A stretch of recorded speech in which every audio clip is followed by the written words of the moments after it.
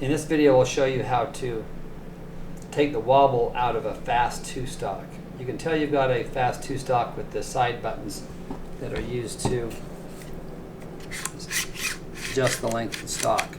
So the way you adjust the hinge or tighten the hinge on a fast 2-stock is there's a set screw up near the top, and use a 3/32 wrench, and you just undo it, not tighten it, undo it maybe a quarter turn at a time or half turn at a time, and then check to see if it locks up tight. I got that pretty good on the first try, but you should just do small turns.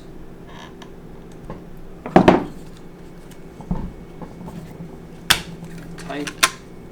Now, I went too far, and you can tell you've gone too far if this sticks up more than this part right here.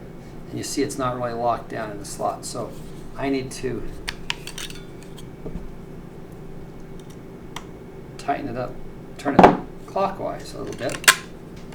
And now I've got it with no slop whatsoever, and it's locked in there properly and lined up.